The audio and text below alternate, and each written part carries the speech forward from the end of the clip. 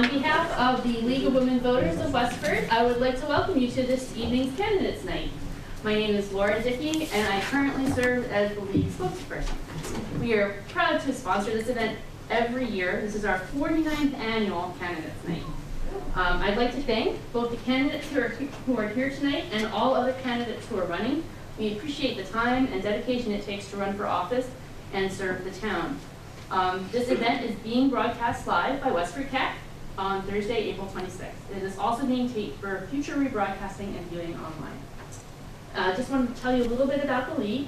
The League of Women Voters encourages informed and active participation in government, works to increase understanding of major public policy issues, and influences public policy through education and advocacy. The League is a nonpartisan political organization of women and men and does not support or oppose any political party or candidate. We always welcome new members, and membership forms are on the side table, along with our newest booklet, if you haven't gotten it, How Westford Works.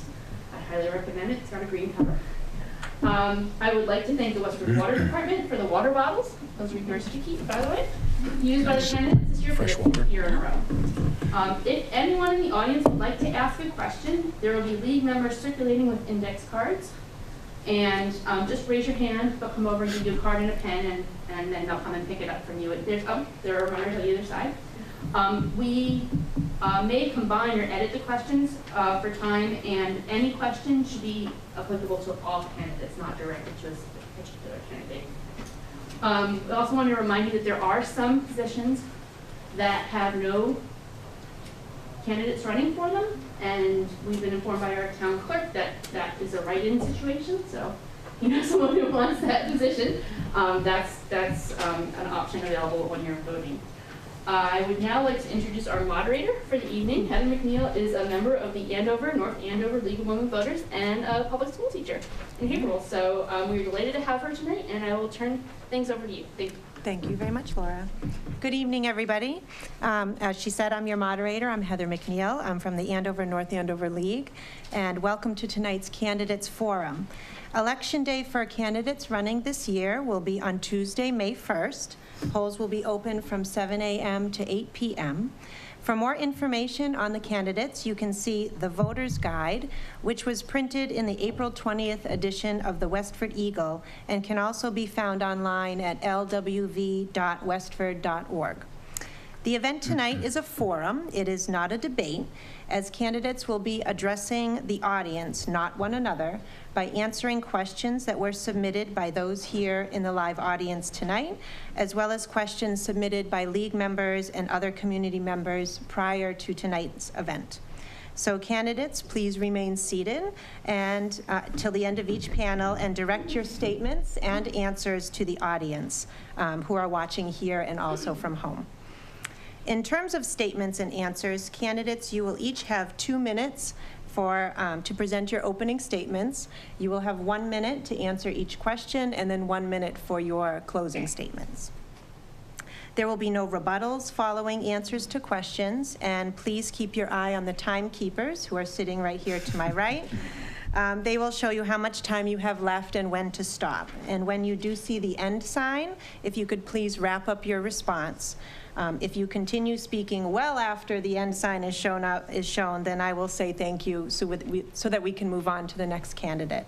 And our goal is to cover as many topics as possible and to get to as many questions.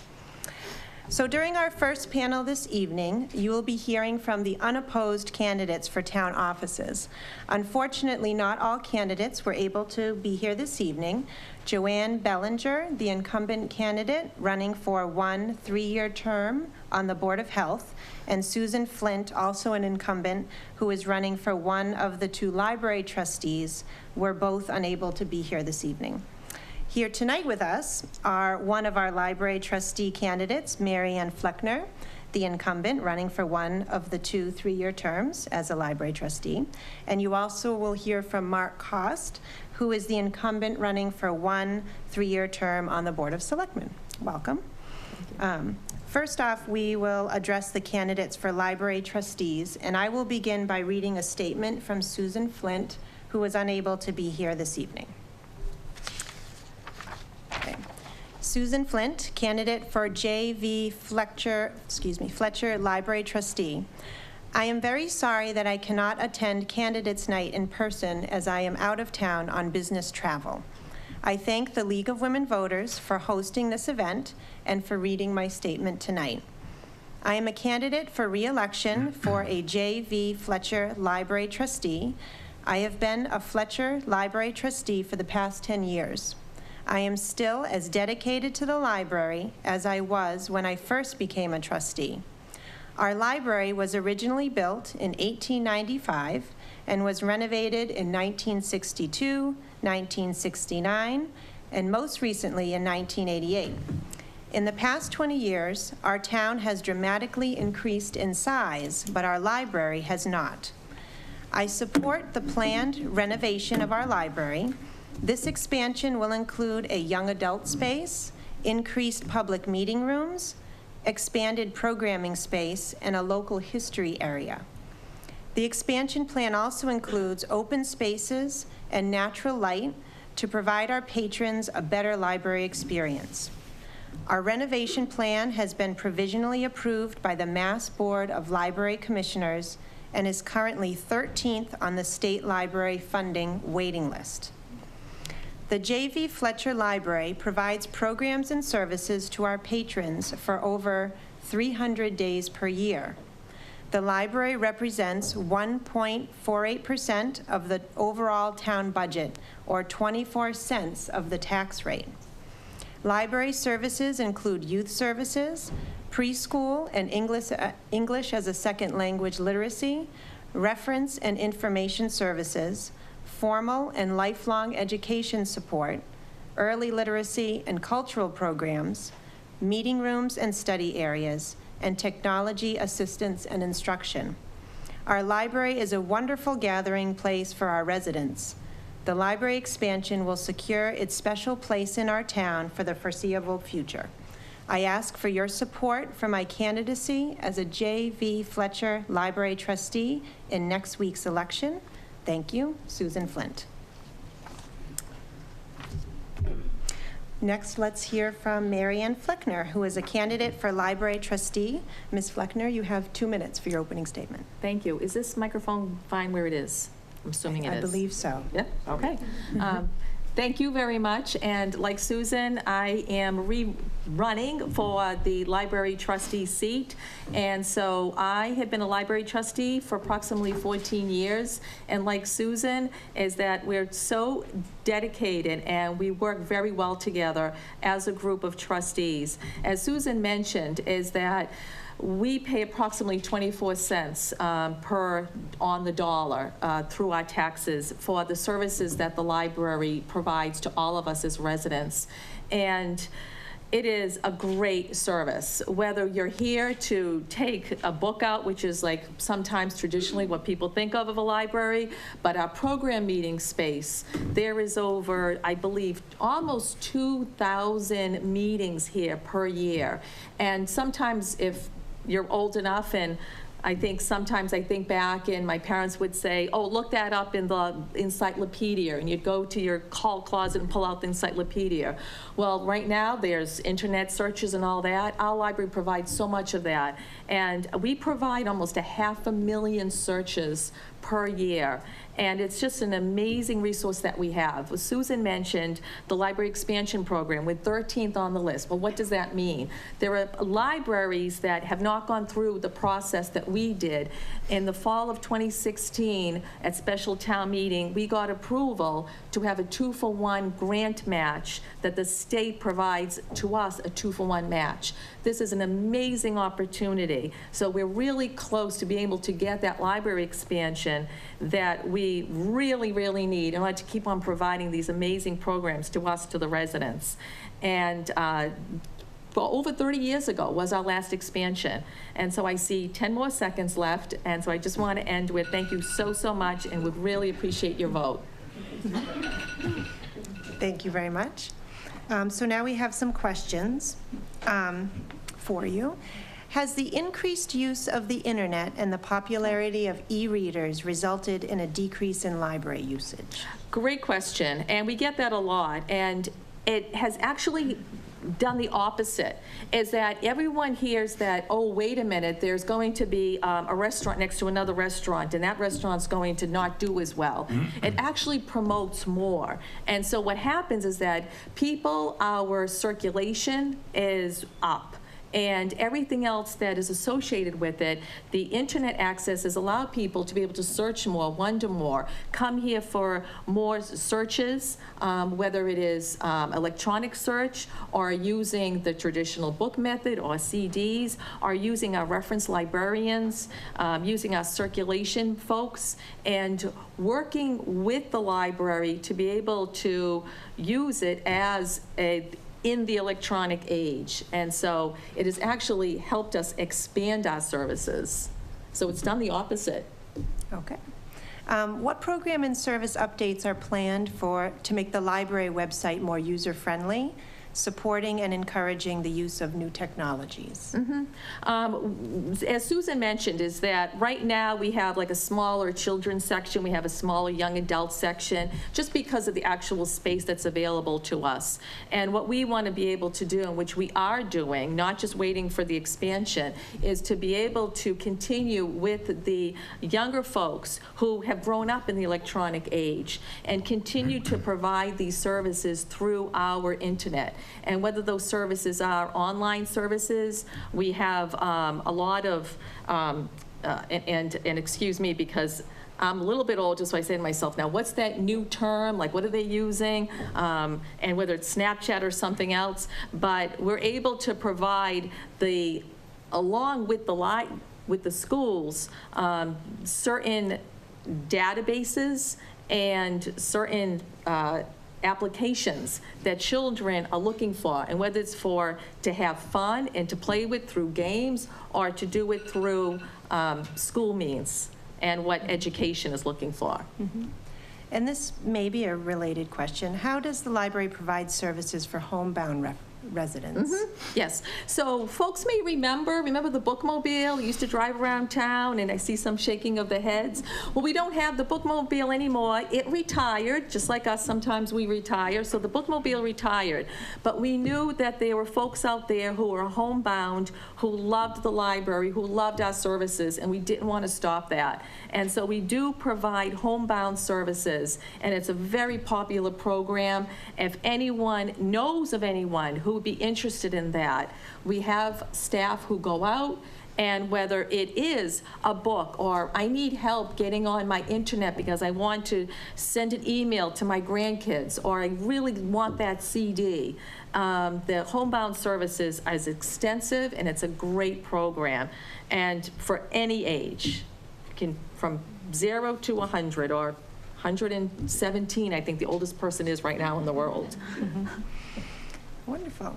So how shall the library raise funds to pay for the expansion project? So now we're switching gears a little bit. So we do have a foundation program, and we've been very fortunate that many people have been loving our library, and we're able to raise money through the foundation. Also, a big shout out, and I see some friends of the library in the audience. I'm just kind of waving to many of you, and it is one of the largest friends organizations in the Commonwealth, and they do an amazing job fundraising. Everything that, actually, if you just look around right here in this room, what we're able to raise money and purchase for the library. The Friends are a very strong group. You'll see the book sales 4 times a year, and they do an amazing job. And throughout the year, what we're able to purchase and what we're able to invest in because of the Friends. And I have one more question for you. In related to the expansion project, what green practices will be incorporated into the renovations? Sure. So green practices when it comes to, like for example, the lighting for energy, heat, ventilation. We worked with the architect to make sure that like if it's a south-facing wall or a north-facing wall, and whether or not that should be a glass front, or we should have a wall there so that we use less energy resources for the heating, for the ventilation, for the air conditioning of the new building. That's just one example. Wonderful. So next, we're going to hear from Mr. Cost, and then at the end of the panel, we'll have you each give your closing statements, okay? So, Mr. Cost, you have 2 minutes for an opening statement. Very good. Thank you very much. For those who don't know, haven't spent some time with me, I've been in Westford for 20 years. Both of my children have gone through the entire school system from kindergarten all the way through, and now through college, fortunately. My wife has been a teacher in town for 13 years. I've spent 35 years as a finance professional in a variety of companies, including chief financial officer, leading organizations up to 500 professionals, and having responsibilities of up to $5 billion. I've spent 12 of those 20 years very active in the Westford community, doing public service. I've been chairman of the Finance Committee, the Budget Solutions Task Force, both the first and the second round of the Public Works Initiative Committees. Been involved in many RFPs, requests for proposals. Been part of the Healthy Lakes and Ponds Committee. I also have led a 250-unit development in Chelmsford that we owned for my mother that was in serious financial trouble, and over the 6 years took it out of trouble and is thriving now. I have never had a personal agenda as it relates to my public service. I certainly don't do this for the pay. I do it for the benefits of the residents of Westford. As I look forward, the skills are necessary that I have as we move forward in Westford. We have a tremendous number of infrastructure requirements as a town. We have the continuously rising healthcare cost. We have increasing need for growth in public safety as well as our schools, all that have to fit within the tightness of the tax revenues. So I'm proud to be able to serve and use my time in Westford and happy to do it. Thank you very much. So you'll have 1 minute to answer some questions. The Okay. first question is going to be about the fire department building. Yeah. So there was a lengthy discussion during annual town meeting regarding the remodeling design for the center fire department. Yep. What should the Board of Selectmen have done to provide the community more opportunities to learn about the building and give meaningful input into its design and usage? Yeah, so many years ago, the Permanent Town Building Committee was charged with the responsibility of managing any infrastructure projects related to buildings that are $50,000 or more. And they do a fantastic job. I think one of the things that we can always do better as a board is to ensure that the community is even more aware of when they have their public meetings. All of their meetings are public. And we can probably do a better job of communicating when those meetings are so the public has an opportunity to input. Okay. The next question is also related to public safety. Mm-hmm. There's a current bill in committee at the State House which would provide for extreme risk protective orders, outlining measures law officers may employ to protect individuals from gun violence in instances of threat. What would you do to foster the intended functioning of such measures or support the implementation of such measures should the bill become law? Yeah, so I am not aware enough of what that bill is in order to have a comment. I can assure you that public safety is something that's extremely important to all of us on the board. So I don't have an opinion on that particular part. But for those who weren't a part of the budget meetings, I personally advocated for the addition of 2 more public safety employees beginning with the fiscal year starting July 1st, which was not in the original budget, and that has passed in that way. So, Okay. As a follow-up, this might be a little more specific. What actions do you think Westford could take to reduce the risk of gun injuries? And in particular, would you support a gun buyback program? yeah, so let me answer the first part, which is I don't want to separate gun violence from violence in general, right? So as a community and as a selectman, the first thing that we are most concerned about is public safety. So whether that's gun violence or something else. So we always support continued opportunities and strategies about how we can improve public safety, many of which we have had discussions both in executive session and in public session. As it relates to the buyback program, and I think I said this at the annual town meeting, it is not something I'm necessarily opposed to, but until we have more details about what that could entail and what rights would be infringed upon, if any, I don't have any further details that I can provide at this time. Okay, so let's switch gears to 40B housing. Now that Westford has met its 40B housing state mandated percentage, how will the Board of Selectmen promote, support, and manage affordable housing going forward?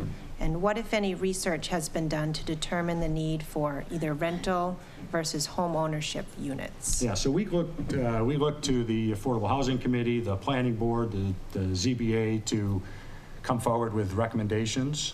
So we are very supportive of not only affordable housing, but for affordable living in Westford, whether that is related to tax reduction opportunities for seniors and the disabled, or affordable housing. So specific strategies, I don't have any specific strategies, but I can assure you that we support the need to continue to have affordable housing in a well-planned and thoughtful way that doesn't put too much of a resource constraint on our already constrained resources.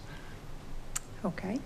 The next question is about a specific property. So please explain the Board of Selectmen's legal authority to get the owner to improve the Drew Garden property. Is there a current time frame, and what do you think the selectmen should do? Well, we've only discussed this once or 100 times in the last 3 years. So, you know, the property has 3 agricultural provisions in it. One of those 3 is the one that I think is the most contentious, which is where the person who bought the property is interested in putting a restaurant on. So my philosophy on this from the beginning has been there are several boards and commissions that individual has to go through before it would ever make it to the Board of Selectmen to determine whether we want to or should change the agricultural provision on that one. So I'm not much of a bureaucrat, so I'm pretty much a believer that a private citizen wants to do something is if he goes through the proper channels. When it gets to us, after all the debates we've already had, then we'll have more discussion. Okay. A couple more questions. How do we encourage businesses to come to Westford? And do you support the newly appointed tax classification research group? Yeah, so as a 35-year business person, I absolutely encourage businesses to be in town. And I believe I was the one that asked for the formation of that subcommittee. So I am not for higher taxation. So the purpose of that committee is not to determine whether businesses must pay more. But what I am for is an analytical approach to decision making. And every year that I've been involved in town for the 12 years, it's been pretty much a rubber stamp that we will have a single tax rate. So as the demands on residents, and particularly the seniors and disabled, the time has come for us to look at whether the constraints that have been placed on the town for its growth, whether it be capital needs or operating expenses, needs to be more of a fair share related to businesses who tend to consume certain parts of the town in a different way than residents do. So with that in mind, I asked for that committee to be formed so we can take a look and evaluate what the next steps are. Wonderful. This is the last 1-minute question, and then I have a yes or no question for you. I like the music. The annual strategic planning retreat seemed to have been successful from a community relations perspective. What has been the average annual cost, and have Or what measurable improvements to town services or administration have resulted? Yeah, so that's a great question, and as a finance person, I suppose I should know what the annual cost is, but I don't. It's not very much, that much I know. I want to say a couple or $3,000, I think. The most important part of that annual strategic planning retreat is not about necessarily what actions directly come from it and whether we measure them. It's about getting more people involved in discussions about what happens in town than are currently available to them. So tonight we have 50 people, right? If we're lucky at a Board of Selectmen meeting, we have, well, it depends on the topic, but on an average night, like this past Tuesday night, we had 8. This is a town of 22,000 people, and discussions need to be more engaged than they have been. So I think what's important there is that it draws more discussion about a variety of topics from people that we might not normally get to hear from. And that does impact how we proceed with certain projects. But as far as anything that's measurable, I am not sure that there's anything measurable that I can point to. Okay. And a yes or no question for you. Would you support locating a dog park in town? Oh, somebody stuck me with a yes or no on that. Yes with an asterisk. Thank you, Mr. Cost. It's now time for closing statements, so you will each have 1 minute for your closing statements. And Mr. Cost, why don't you go first since Sure. you've been speaking? So we all know we have a great town that offers great services, but these services are under duress due to rising costs. Leadership at this point in time for us as a town is extremely important, but it needs to happen without any personal agendas. All the options need to be available and openly discussed, and I believe my leadership background and my experience in the town is perfectly suited for what this town needs for the next 3 years and hopefully for many more. So, and as I said earlier, I'm happy to do it and proud to do it. Thank you very much. Ms. Fleckner? Thank you. Thank you so much to the league. Thank you, Heather. Thank you, the audience and the residents. And the important piece that I want to point out is that we have an amazing staff here. Ellen Rainville is our director. The staff is amazing. And kind of loving statistics, Ellen provided us with some data, and I just wanted to share one piece with you, is that circulation for this library is 422,000 pieces, if you want to just say pieces, per year. That's a lot that comes in and out of this library, and it's done by 21.33 staff members, and it is just amazing. If you don't come here on a regular basis, please join us, and if you do, thank you, thank you, thank you. There are 2 library trustees in the audience here with me tonight, Hayo Kester and Bob Price, Buffy Dirks and Susan Flint. We really enjoy our jobs and just would greatly appreciate your vote. Thank you. Thank you both very much. Thank you to the candidates for library trustees and Board of Selectmen. If the audience could please remain seated while we transition to our next panel of candidates who are running for school committee. Thank you.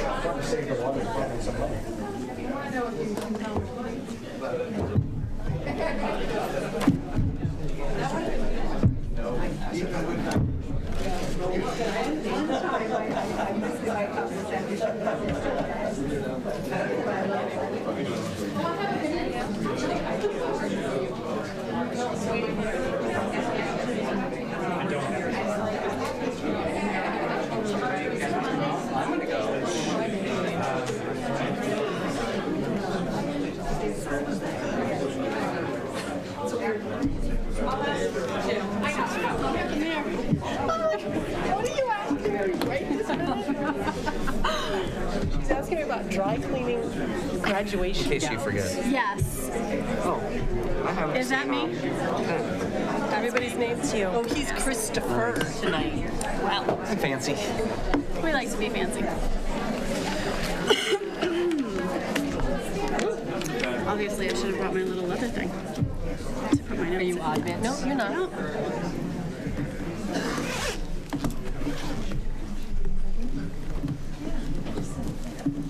Okay. I believe we're ready to begin. So welcome back. We will now hear from the candidates for Westford School Committee. They will give 2-minute opening statements in alphabetical order by last name. And then we'll have 1 minute to answer a variety of questions, and I will vary who will answer first each time.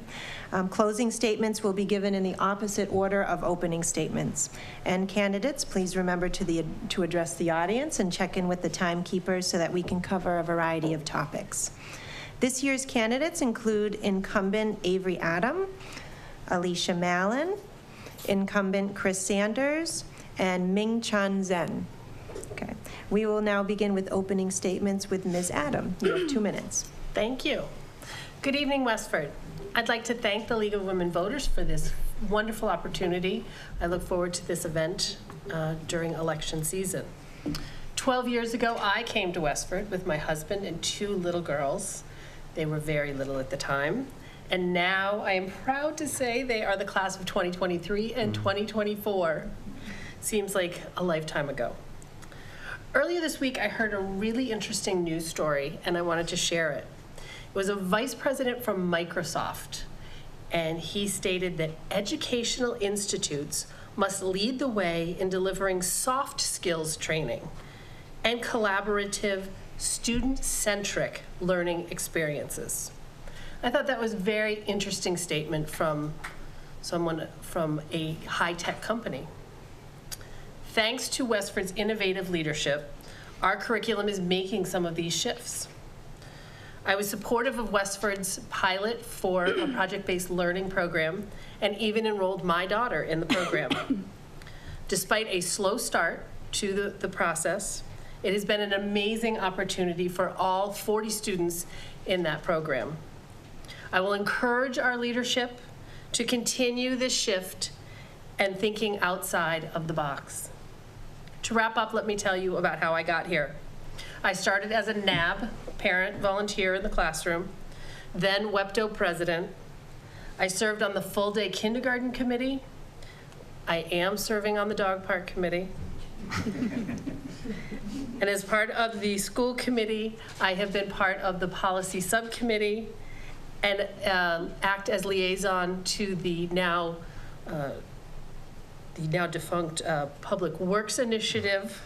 I don't think defunct is the right word. And Westford Cable Access. I am currently vice chair of the committee and look forward to another 3 years. Thank you very much. Ms. Mallon? Thank you. Hello, my name is Alicia Curtin Mallon, and I am running for school committee. First, I would like to thank the League of Women Voters for arranging this and all your hard work throughout the year. So as many of you know, this is actually my 2nd year in a row running for school committee, and though I am not listed as an incumbent, I do currently serve on the committee. I also ran last year, and in the end, I was overwhelmingly voted by the joint committees to fill the vacancy left by Tom Clay when he moved to the Board of Selectmen. So the last year has been one of the best experiences I have ever had with the Westford Public Schools. I spent many years in the PTOs, on a school advisory committee, and on the executive board of the Westford's Special Education Parent Advisory Council.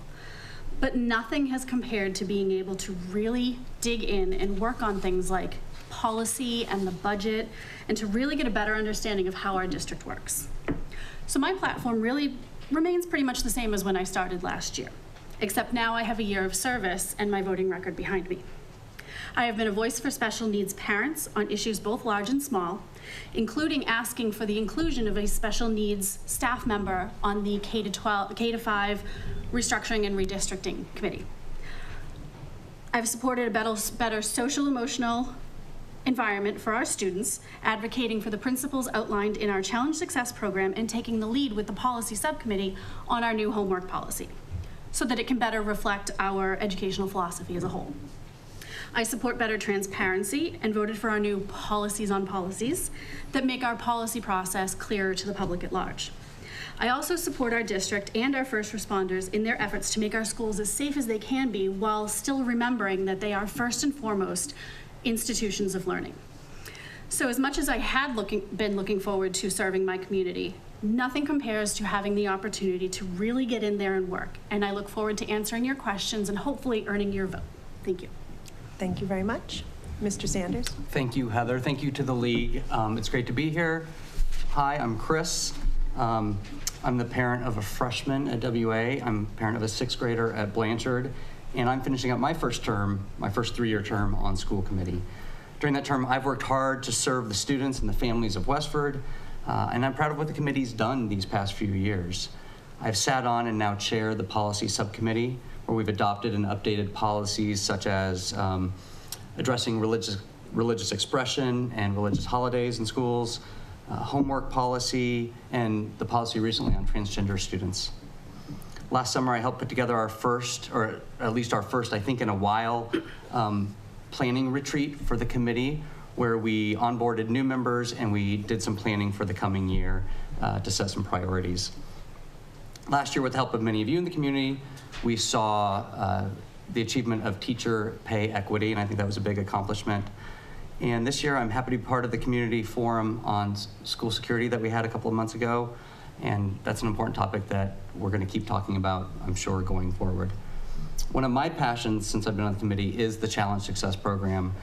For those who don't know, this program, it comes out of Stanford, and it's based on research on student outcomes, student well-being, student engagement in schools, and it gives us a framework for having a community conversation about what we want to see in our students. I mean, this is important, right? Like, what kind of students do we want to graduate when they leave Westford schools? What does a young adult ready for the world look like? And these are the kind of conversations we're having. And then once we've defined that, what do we do? How do we get there?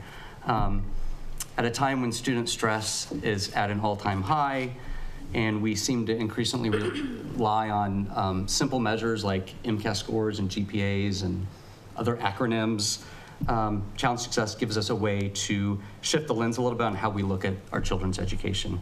So I'm currently a parent representative from Blanchard Middle School and WA on the Challenge Success team, and so you can hit me up for details later. Thank you, and I look forward to your questions. Thank you very much. Mr. Zen? Yeah, thank you, Heather. Thanks for the league for hosting tonight. So good evening. My name is Min Quan. So it is my honor to actually sit with Avery, Alicia, and Chris tonight to talk about an important issue like education for our kids. Let me first talk a little bit about myself. So I was born in a rural village in central China. So back then, China was very different from what you are seeing today. I grew up in a mud house. The roof was covered by straws. The windows were covered by plastic and paper sheets with holes, obviously. And then we never heard anything about electricity or running water at that time. When I started school, it's a single room with multiple grades, and we have one single teacher. That teacher had to rotate his schedules between different classes. And I can still remember that during harvest season, when my parents were working in the field late into the night, and then I was actually sitting in the yard working on my homework with the help of a moonlight because we didn't have any electricity.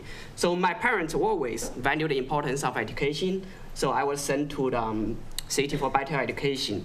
And I was fortunate enough to be able to get into one of the best universities in China, and then I eventually came here for graduate study.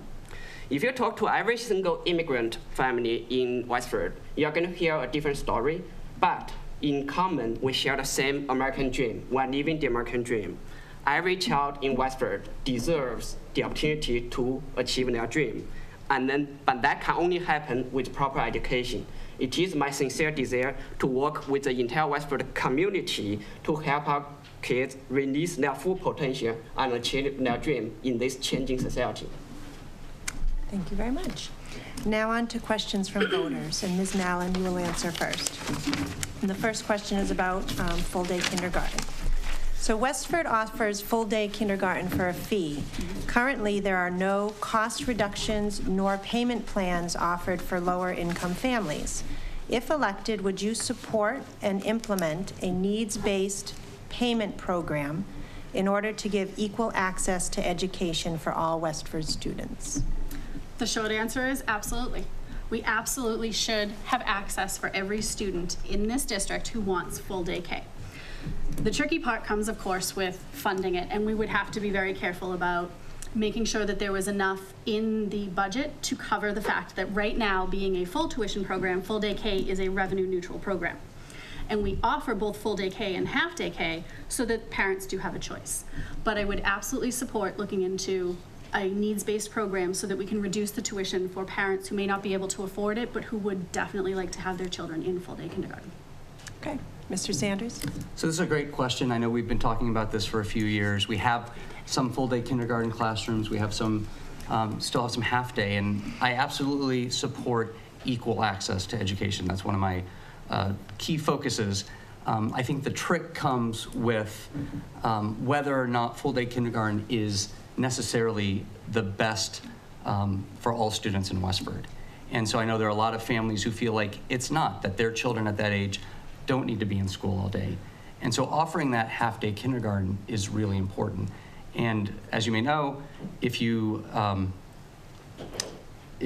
half-day kindergarten, then, so if you offer full-day kindergarten to some, sorry, I'm not sure what I was going with that. Basically, I would say I'm concerned about whether full-day kindergarten for everybody is the right choice. And I think we'd have to look at that. And so for paying for that, taking that on would be a big decision for the district and a big cost that I'd have to learn a little bit more about what is going to fit the needs of the families of Westford. Okay. Mr. Zen? Yeah. So actually, right now Westford has changed a lot. So a lot of families, they have like two parents, both parents working. So when my daughter first started school, at that time, kindergarten, it has to go into a lottery program. And then both my wife and I were working, and at that time, the previous year, it's like you have half day in the morning, half day in the afternoon, and then thank God they switch it to stick it either in the morning or in the afternoon, because there is no way for my wife or I to come back 12 o'clock to pick up my daughter.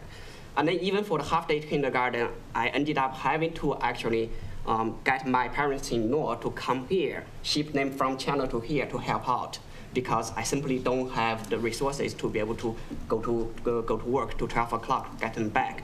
So definitely, I think for low-income parents, they are struggling with multiple jobs. Probably we should be able to actually look into this issue and then find the proper solution to this. Okay. Thank you, Ms. Adam. Thank you. Having served on the full-day kindergarten committee, it was definitely something we looked at long and hard.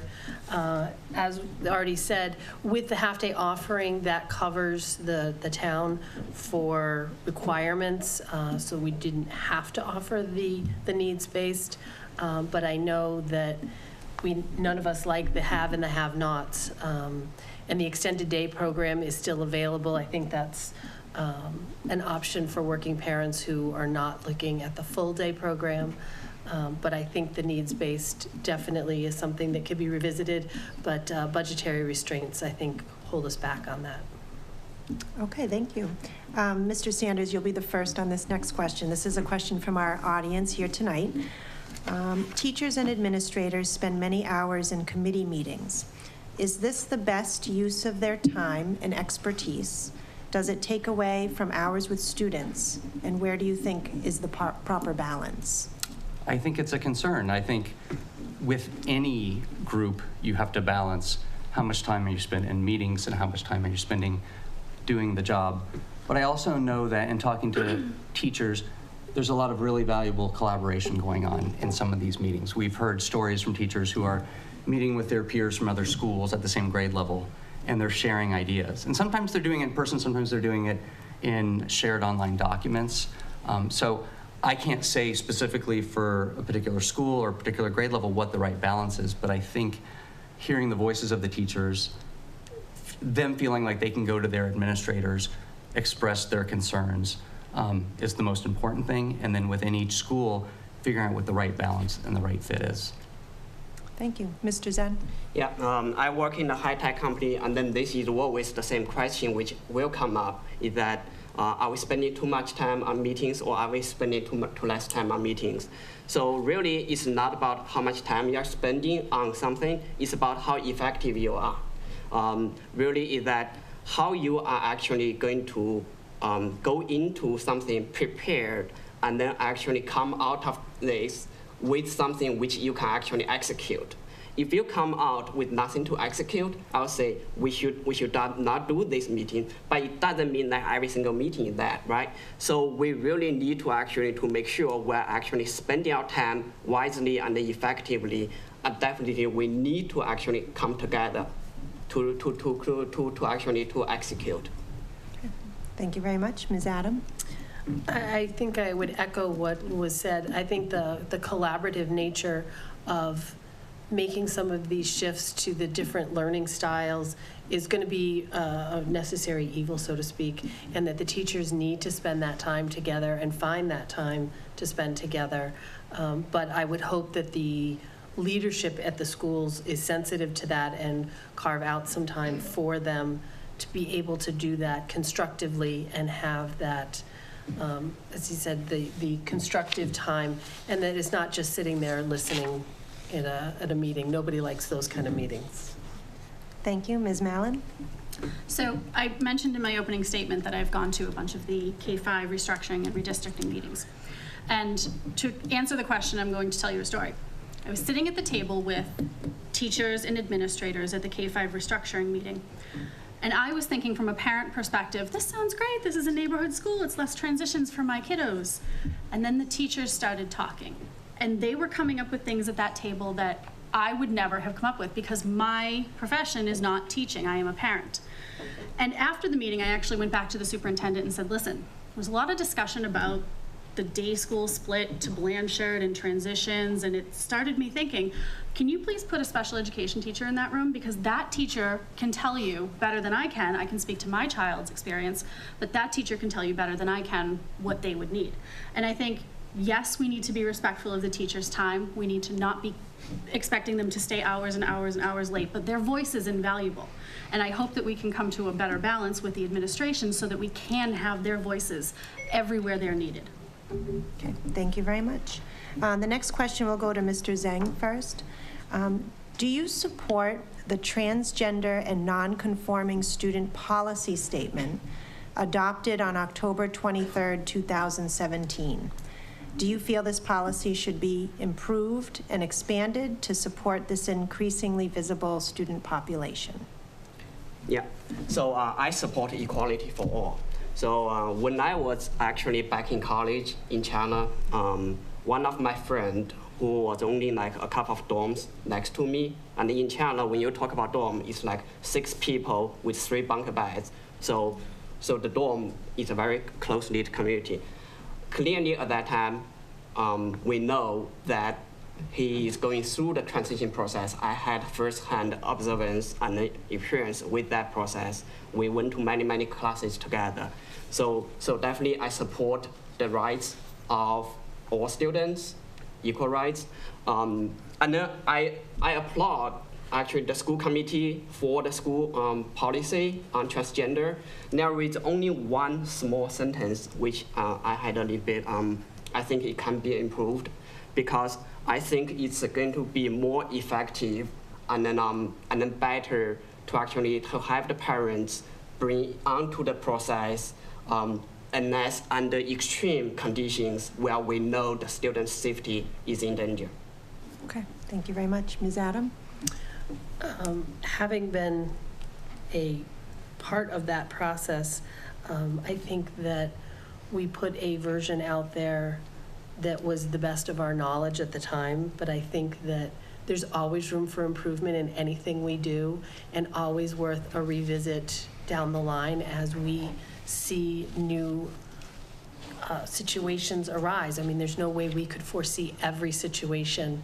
And so I would hope that all policies, transgender included, are revisited on a regular basis to make sure we are providing the most effective policies possible. Thank you. Ms. Mallon? Yes, I absolutely support our new updated policy. I did come to the policy late because this was my first year, but I have to say the work that was done before I even got there was incredible. The research that was done, the care that was taken to make sure that a very vulnerable population could feel safe and secure and respected and seen in their learning environment, it was absolutely outstanding. And while I do understand the concern from many parents about the one line in there about parent notification, this is not something the district takes lightly. And it would absolutely only be in extreme cases that the district would speak to the student prior to speaking with the parents. Every case is an individual case. The district wants the involvement of every parent they possibly can, but we do also need to acknowledge that this is a tough issue, and it's a tough issue for a lot of families. And our responsibility is, while those kids are in our buildings, we need to protect them and nurture them and care for them and recognize their person to the best of our abilities. Thank you. Mr. Sanders? I, of course, wholeheartedly support the policy, worked with Avery and the committee on bringing this forward, and there may be improvements that could be made. I think right now, as Avery said, I feel really comfortable with where it's at. There are no improvements I see right now that I would feel strongly about making, but it is important that we are protecting and providing a safe and supportive environment for all of our students. And this, as Alicia said, is the most vulnerable population. 75% of transgender youth feel unsafe at school, and we don't want to be part of that statistic. The part about the parental notification, I think what we've said is true, which is that would be in the case where the student did not feel comfortable or safe doing that, and I think they would know best what that situation was in their home. LGBT youth with highly rejecting parents have 8 times more likely to have suicide attempts. And so again, not a statistic we want to be part of. But most of all, I appreciate the conversation we've had, and I encourage anybody to continue the conversation with me or with the committee. Thank you very much. The next question will go to Ms. Adam first. And this is, we're switching gears here to arming teachers. As the most recent polls show that over 44% of the U.S. support arming teachers in schools, how would you respond to parents who say that arming trained teachers who have volunteered to be armed will save their children's lives? That is definitely a question, yes. And thank you for that one. Arming teachers. I actually am the daughter of a teacher, and so I have to think about myself and my mother. And personally, I think I've come to this decision that I would not support arming teachers. I don't think that is the right idea. I do support, however, a school resource officer in every school. I think that is going to be the way we're going to have to move.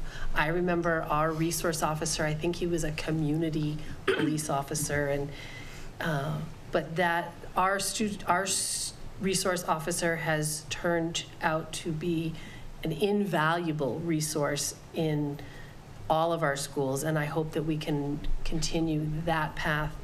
I'm not sure that arming the teachers is the path I would choose. Ms. Mallon, the same question, but there was a follow-up that had to do with, no, there was a follow-up that had to do with resource officers, and you commented on that, so if you could maybe incorporate that into your answer as well. Sure. I do not support concealed carry and arming our teachers within our schools, and I'll tell you why. Our police chiefs in this country don't support it. The law enforcement community has been very vocal about the fact that when you put a person who is not as trained as they are in a situation like that, you don't know how they're going to respond. And you run the risk of them becoming a suspect in a situation where there's already so much energy and so much emotion and so much, everything is running hot. And I don't think that's a safe thing to do. I understand, I have children in this district. My oldest goes to Crisafulli, and we all know about what happened to Crisafulli this year. I understand the need to feel like your children are safer, but I agree. I would support more resource officers. And I feel like we start off with our kids in the K-2 and they talk about community helpers and police officers and fire department, and they're all in there, and then it sort of disappears for a while. And then the SROs come back at the high school level. We need to better incorporate our first responders into our schools and give our districts the money they need to increase security in other ways that don't put our teachers at risk. Thank you, Mr. Sanders. I'll echo what Alicia said, which is our police chiefs are not in favor of this on the whole. Through my work with a restorative justice nonprofit, I partner with local police departments, local police chiefs, local SROs. So I have the opportunity to talk to them about issues like safety in schools. And if you know SRs, if you know Detective Pavao at WA, you know that their role, in addition to security, is community building, connecting with students. They play such a rich role in the community of the school, and it's not just a gun. And so I'm supportive of more SROs, but like anything, there's a cost and there's a benefit, and I'm not in favor of pulling pulling money from instruction for more SROs. I'm very happy with our school security, and I'm also very happy with our SRO that we have. Okay, thank you, Mr. Zhang. Yeah, so school safety should be handled by safety professionals. We should have safety professionals review our protocols, go through our process to see what can be improved. I don't support arming our teachers because in an active shooter situation, it's going to create a lot of confusion. You don't know what's going to happen, and then it's very hard for the public safety officials to figure out what's going on, who is having the gun legally, who is not having the gun legally. So I don't support arming the teachers, but I do think we need safety professionals to actually review our process and to see what can be improved. Thank you very much. The next question will go to Ms. Mallon first. The Millennium School, switching gears again, the Millennium School has been in service much longer than originally intended. What are your thoughts for replacing it to provide future administrative office and preschool space needs? I am extremely fond of the Millennium School. Both of my children went there. My oldest went there with an IEP, and my youngest went there as a peer model because I loved it so much. I think the fact that we have an integrated preschool in Westford, right here where our kids can go to get a jump start on the services they need before they hit our K-12 system, is absolutely invaluable. And yes, that building has been a workhorse for many, many years. I would like to see more of an integration of the preschool into other buildings, and I think there's a really interesting proposal coming through on the K-5 restructuring, where they may be looking at an early education building with the preschool, the kindergarten, and the pre-first classes in one place, and I think that would be an excellent solution. I also think that I would love to see the administration in a better building. I like the fact that we're renovating Town Hall and we're going to move some of our services there to make them more accessible. So I think the next thing we need to look at is what are the options for our administrators, our school administrators, to put them in a more centralized location in a building that is going to stand the test of time. Good, thank you. Mr. Sanders? Great question, and I don't know where we should put those services that we're offering in Millennium right now, but I'm hopeful with the K-5 restructuring and building utilization efforts, it's an opportunity to look at how we're using all the schools, look forward a little bit with projecting on where we're going to be, and come up with some ideas of how it might look in the next 5-10 years. And also, I kind of feel like we should be giving 2 cheers for getting the life out of Millennium that we have and saving some money. So, it's that glad we're doing it, but always looking at the roof and the ceiling and trying to figure out, is this thing going to hold up a little bit longer? But so far, so good. Okay, thank you. Mr. Zhang? Yeah, I don't think we should just look into the Millennium School itself. I think we should take a holistic view of all our facilities, because I know we need to have a strategic plan to look into the usage of our schools and then come up with plans, say how we're going to use them, how we're going to maintain them, not only this year, but like in the next 5-10 years, and then come up with a strategic plan to actually stagger maintenance and then stagger building, stagger all those costs into it, so that we don't actually hit with a big bill 1 year, which drives us crazy, while in the next 3 years we have nothing going on. So I think this question actually drives into a more broader discussion into how we're going to look into our facilities, and then we need to have a plan, and then the school committee need to come up with a plan. Thank you very much. Ms. Adam? Yes, all of the above. The Millennium Building is been a workhorse, as they said. I know that administration is looking at space utilization in all the schools, and I'm thankful that our superintendent and leadership will come up with creative approaches to where to house things and put things, and doesn't always think, okay, we have to move from point A to point B. There's some flexibility in that. The usefulness of our buildings is so important, and this last school committee, we had a lengthy conversation about maintenance of our buildings, because that is the one account that continues to pull our budget down, so to speak. So I think we are looking at that comprehensive plan and how we can better maintain all of our buildings so that we can get the life out of them that we need. Thank you very much. Mr. Sanders, this next question will go to you. These questions are all very different, so we keep switching topics. This one's on school advisory councils. State-mandated school advisory councils must present school improvement plans to the school committee in the fall. Currently, there is no follow-up to assess impact or implementation of the plan during the year. So would you find a mid-year review helpful and support implementing that review? I would, and I know this is something in the past few years we've made some pretty good strides on getting our advisory councils more active, more following what they're expected to do. And so I'd like to see more follow-up on those things. I know at a lot of the schools, there's also a sense that the community members and the parent members on the committee maybe don't have as much say in the school improvement plan. I would like to see us continue to make sure that they do, that they have a voice in that, because they really are a form of community governance of each school at the school. So our committee meetings are busy, but I would commit to having more follow-up on those plans mid-year. Mr. Zhang? Yeah, so this is more like how the school committee or the school administration should actually actively, proactively approach our town residents and then parents. Not only about advisory committee, but also is that we should actually go out, actively listen to the community, listen to their voices. I'm committed to actually to work with everybody for the entire community to actually to listen to the voices, to respect people's opinion, and then come up with a best solution. Thank you. Ms. Adam? Sure. I actually served on a couple of the SACs at NAB and Abbott, and different experiences. The leadership of the school really drives those. The community members and the parents and the teachers are critical pieces of that.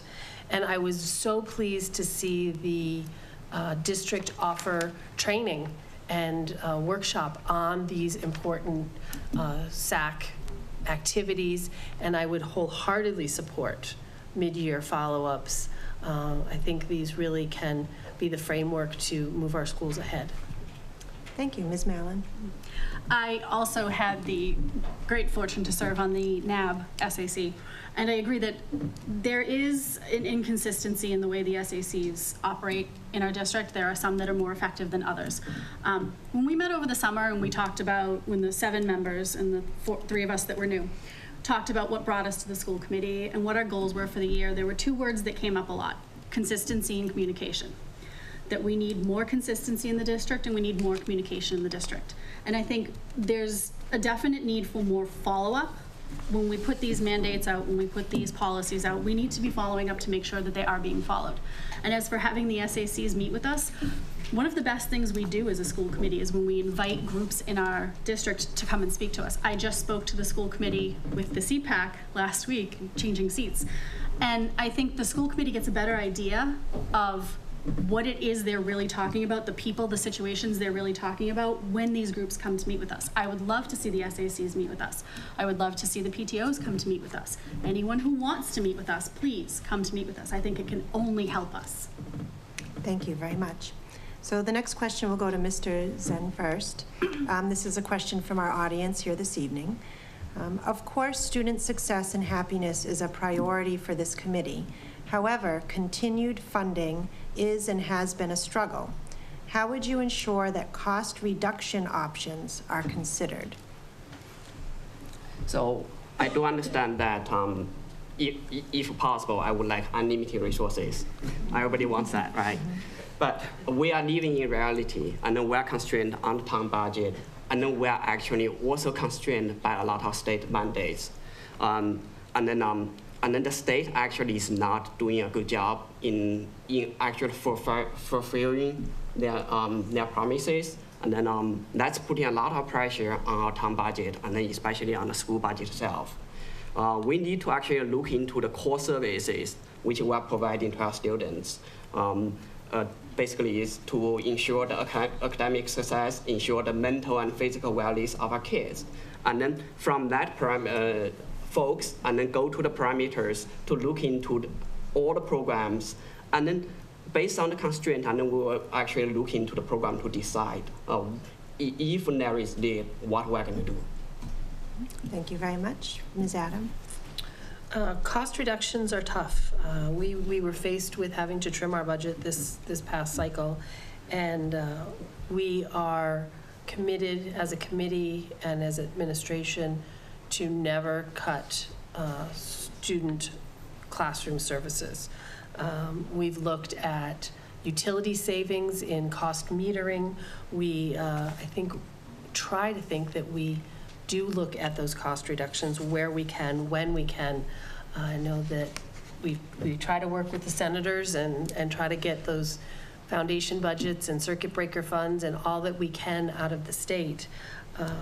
But the students need to be first, and that will always be our priority. Thank you very much. Ms. Mallon?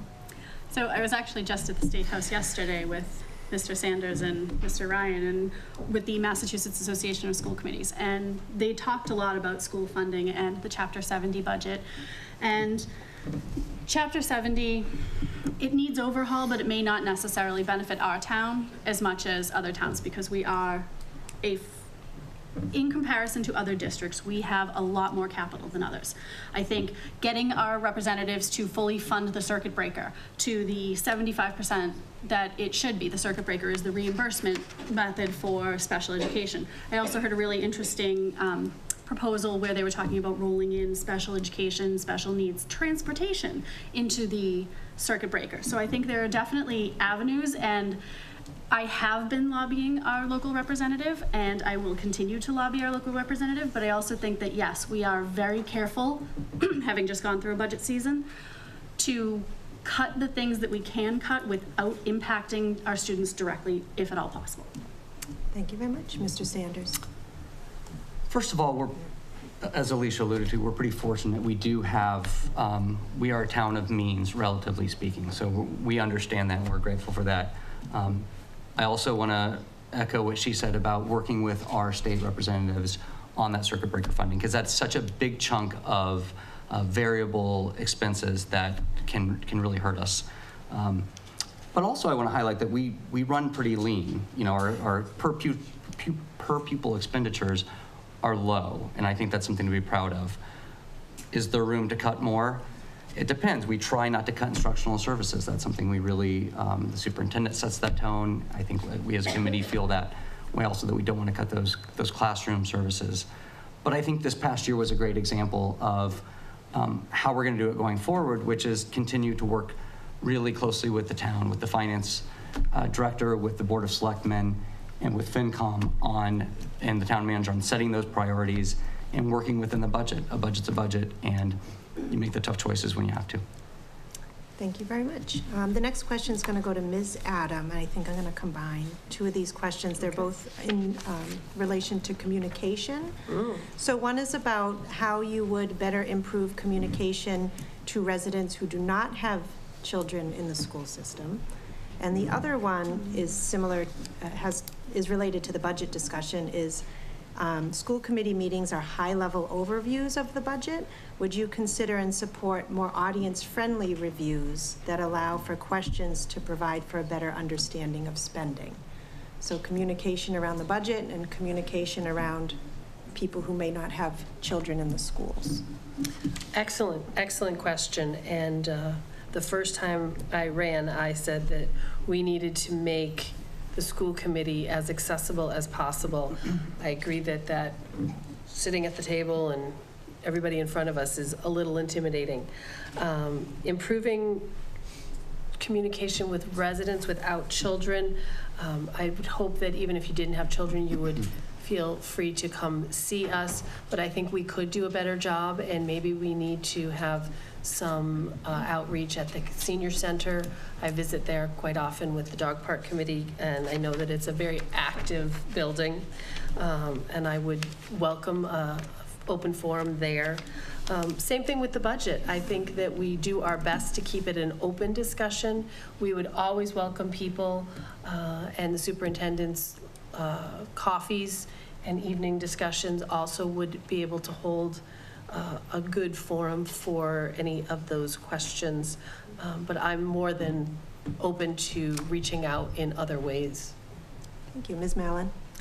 You know, when I think about it, I feel like I'm inundated with emails from the district because I have 2 kids at 2 different schools, and then I get the district email, and then I get the bulletin board email. But the more I think about it, maybe there's a way to create a listserv that people could subscribe to, like you do for updates for the Board of Selectmen meetings and the FinCom meetings, where it would give you an update on the policies that are coming through that may affect people excuse me, in the town that might not necessarily have children. As far as our budget process, I feel like this past year was eye-opening as far as the budget is concerned. I went to FinCom meetings, I went to CPC meetings, I went to Board of Selectmen meetings, and then I also went to an absolutely fabulous thing that the League of Women Voters did this past year called Show Me the Money. And if you haven't been to one of those, please do it again this year. It was fabulous. And I think yes, there is a lot of high-level overview discussion, but there's also ways that you can dig a little deeper into the budget. And yes, I definitely think we could communicate better where those opportunities are, because they are there. Thank you, Mr. Sanders. I think there are opportunities for better communication to members of Westford, or citizens of Westford who don't have children in the system. I feel like at town meeting every year, that's like the one time we all get together, and it's, I think we go to our school committee meetings, and the attendees at those are usually people with kids in the schools, and so town meeting's always this opportunity, like, oh yeah, we need to be thinking more about that. So I think having things at the senior center, using WestfordCAT are great ways. I know it's tough now, we feel like with digital communication and everything, we feel like we have so many communication tools, but it can feel like an inundation. So I really would look to folks in the community to tell us what would be helpful to them, because I'm not sure. As far as communicating the budget in a more user-friendly way, I am all for that. The Show Me the Money presentation is great. We've talked about on the committee maybe having a subcommittee that's a budget subcommittee, and that could be something that they look at, is finding a way to present that. Our Director of Finance, Kathy Auth, she does a really nice job of summarizing the key elements of the budget. So if you come to the meetings or get the meeting packets, there's usually a pretty good synopsis in there that distills down a lot of the meat of the budget. Thank you very much. Mr. Zen? Yeah, regarding communication, definitely we need to actually be more proactive in communicating to our residents. So during the campaign, I personally actually have knocked on probably hundreds of doors, no matter it's raining, no matter it's windy, no matter it's cold. I think last weekend, Terry saw me actually, it's already 8 o'clock, it's getting dark. I was actually walking around in Buckboard neighborhood. It's not a small neighborhood.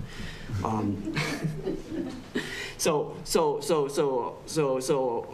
having a school committee meeting and then we sat there, that's one thing, but we need to actually also find a venue to actually go out and then talk to people, to listen to their voices, because a lot of times I think some of the residents, they think their voices are being ignored, their voices are not being taken account into, so we do need to actually reach out to all the residents because we're serving the entire town.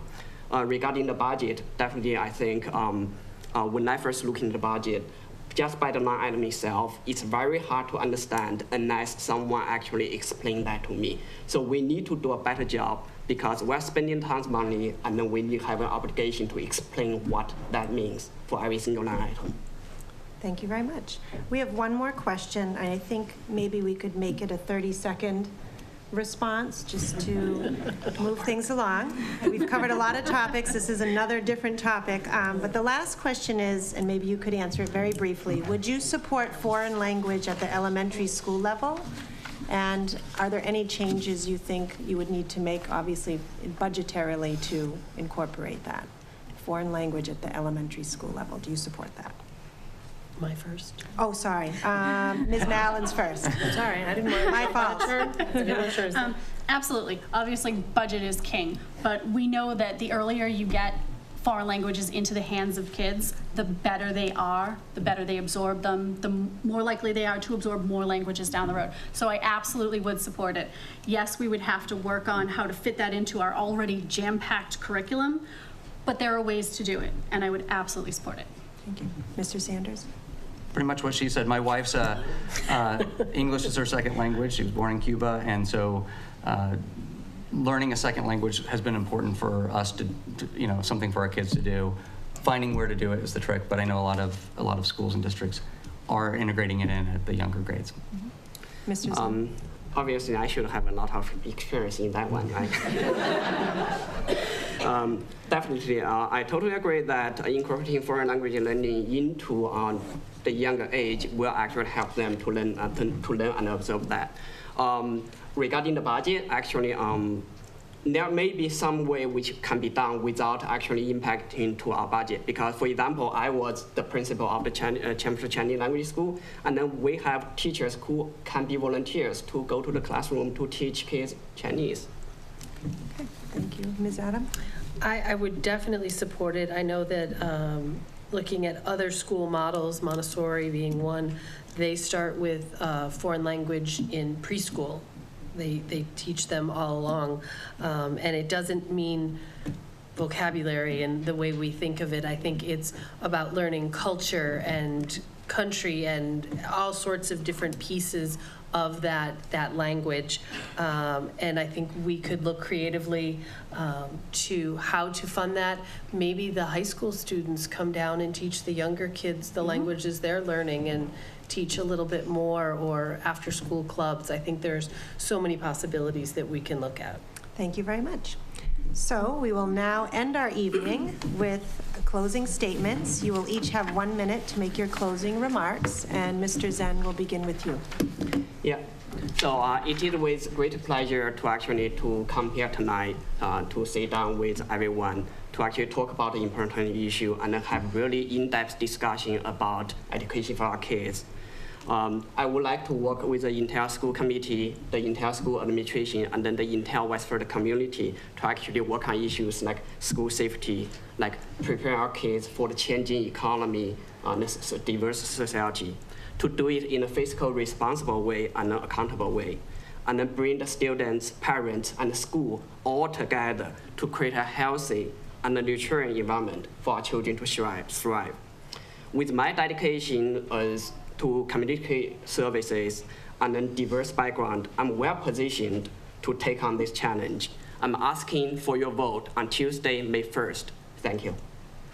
Very good. Mr. Sanders? So if you elect me for a second term, and I really hope you do, because I really enjoy what I do on the committee and I take it very seriously, I'm going to keep doing what I've been doing the past 3 years. I'm going to listen to my heart, making decisions and taking actions to make sure that every child in Westford has equitable access to a high-quality education that fits their needs, no matter their interests, their identity, or their abilities. I'm going to listen to my head and my experience as an engineer and as a restorative justice practitioner, as I use reason and fiscal prudence and data and best practices to drive toward the best outcomes for our students, our schools, and the entire community. And I want to listen to as many voices in the community as I can. Please keep reaching out to the board, to me if you have issues or concerns, or praise. We take praise too. Come chat me up at Market Basket. If I have my headphones in, just rip them out. I like to listen to music while I shop, but I want to hear from everyone, the parents, the students, teachers, administrators, on what your vision of education in Westford is. Very good. Thank you. Ms. Mallon? So I see being a parent as the most important thing I will ever do in my entire life. And being a member of the school committee, to me, is an extension of that very important job. And the more time I spend on the committee, the more opportunities I see for improvement, even in a district that functions as well as ours does. I will continue to be a voice for the CPAC families in town, especially those who straddle both worlds of neurotypical and neurodiverse children, so that I can bring our unique perspective to all of the issues that can come in front of the committee. I will keep pursuing a better balance for our children so that they get the message that their health and well-being are just as important, if not more, than the last quiz they took and the grade they got on it. I will continue to work for transparency and efficiency in all of our policies and budget decisions. But most importantly, I will continue to be a voice for my children, and a voice for your children, and a voice for you. So I ask you, the voters of Westford, to send me back to the school committee, this time for 3 years, so that I can keep serving us all. Thank you very much. Very good. Ms. Adam? Yeah, I want to see Westford continue to be a leader in education. That's why so many of us moved here. At the beginning of the night, I talked about innovation, and I think that's really just the beginning. Yes, we're looking at lean financial times, and I think we will need to continue looking at how we are spending our money so carefully. All resources are so valuable. But I'd like to think about, my children are part of 4-H, and they have 4 H's as their slogan: the head, the heart, the hands, and the health.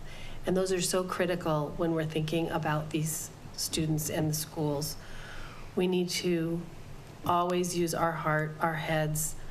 We got to get our hands dirty and do the things as well.